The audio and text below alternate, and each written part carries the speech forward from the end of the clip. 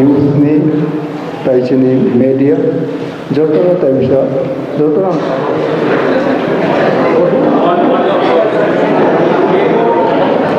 The issues, because the village council is also coming closer. Was there any discussion regarding? No. We are. First of all, I wanted to make my people understand what are the points we have raised in the Tiprasa Accord and what is the negotiations happening in Delhi.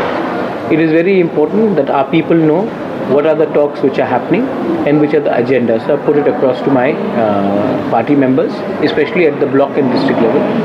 Second thing is we have also distributed membership forms today, and I have also said that we have to we have to understand one thing, that agar batoge to katoge. So we want, if we divide ourselves today, we'll get nothing. So today was also a talk to all my grassroots workers to understand how we should be working in the build-up towards a better tomorrow for our people. Elections will come and go, but our commitment to our people and our community must be paramount, and that is something which I wanted to ensure to my. As you earlier also said, the second round of talks are very close. Very close. Yes. So what can we expect? We expect that there will be a full-fledged presentation by the TT-ADC to the Home Ministry. We expect the state government to send its 2 representatives. I myself, Mr. Rangwal also will be there, and it should happen by the by the end of November. We are expected that we will be called for this talk. I've had a word with Mr. Mishra, and he has said that after the 16th or 20th, he will be fixing a date for us to come and discuss this in Delhi. Any timeline for this talks to complete? See, it depends. If I today say everything is all right, then we will get something. But if we have to ask something which is concrete, if we have to keep persevering, and we have to also see how the state government is looking at a demand. If all three are in harmony, I don't see why we can't have a quick resolution.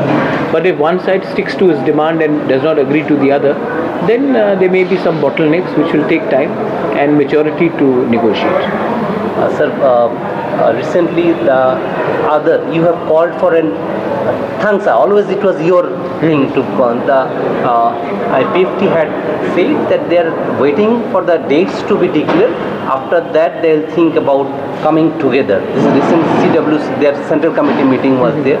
Today, the BJP president had also said that since we are in the alliance, we will try to fight this election together because we have got good result in the parliamentary election. So what is your view on that? My view is that we should all agree that development of the indigenous people and certain issues like land rights, constitutional rights and political and economic rights have to be agreed upon before we can come to any understanding.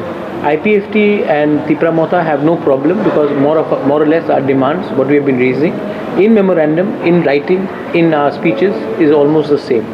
Regarding BJP, if they are willing to support our demand, I don't see any reason why they should not come. Even Congress, if they are willing to support our demand, why should we object to them also? Our fight is not against any party. Our fight is for the empowerment of our community, and we will do that. Recently, an incident about rigging had taken place. Though the government is looking into, how do you see, what is your message? I don't agree with ragging of any sort, but I do believe that if the punishment is very harsh, then it should be reconsidered. I'll meet the principal, I'll try to find out. I've met the parents of the people whose children have been pulled up for the ragging, and I'll meet the principal and understand what is their side of the story. Whatever it is, I don't think anyone should be punished so harshly either ways so that their careers are destroyed. If people have expressed remorse and apologized, then penalty should be put across, and if the ragging is not so harsh, then we have to differentiate between ragging where people are physically hurt when they are mentally targeted, or when there is a harmless banter which takes place. So we have to realize that there is a big difference between that, and I will meet the principal and I'll listen to his point of view. I've heard the parents' point of view, and I'll try to bring some sort of a resolution so that careers are not affected either ways. sir, you have been out of the state, meeting the students and other youths of the region. So, what is their view about present Tripura and any scope they want to return back? The situation is still, employment has been created. What is their view about? I think people of Tripura who are studying outside realize that their career is better off outside than in Tripura. That's the reason people are going. And there are a lot of talented boys and girls who are studying very well. They are very enterprising. But we don't seem to have a policy where we can absorb them or give them a career to become entrepreneurs or to build up the skill level. And I see a lot of frustration in them. I meet them because it's very important for me to also articulate that what I'm trying to do for them, and it's very important for me also to listen to what they're trying to, what they're thinking is, what is in their heart. So I think if we can meet our youngsters halfway, we will only do service to our country and to our state. They are the future of our state. And if they feel frustrated and if they feel that they are not being heard, then we are doing injustice to our next generation. So that's the reason I go out and meet them and I engage with them. I also learn something, they also learn something from me, and that way we all actually increase each other's knowledge. And the last question, sir, when you say we have to keep patience to get the fruits, particularly these talks, hang on, one of your MLA recently we have seen, he have raised question about the number of seats that Tripura has diverted from its own demand, that is the Greater Tripura Land, and that you have made wait for BJP to win this election. On particularly Chittaranjan, the Burma had raised. Regarding his statement, I think I'll deal with him at a different level, not through the media. And as today you can ask any of my people, I have not given up my demand for Greater Tripura Land. And I think there are processes in the party, and if someone has made a statement like this, I'm not aware that he has made a statement.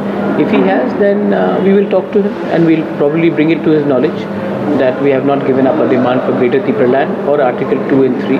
It is very clear, and even today I've articulated that to him. And made way for BJP. No, you can't make way for BJP. BJP did not come to power in Delhi because of Tripura Motha. BJP came to power in Delhi because the opposition could not defeat the BJP in Uttar Pradesh, could not defeat them in Delhi, could not defeat them in Madhya Pradesh, in Gujarat. They got a lot of seats in Assam. It is not because of Tripura Motha that BJP is in power in center. And that MLA himself understands that we have to talk to all the party, whichever is in center, because our demand can be only fulfilled by the central party. If tomorrow Congress is in power, I'll talk to them.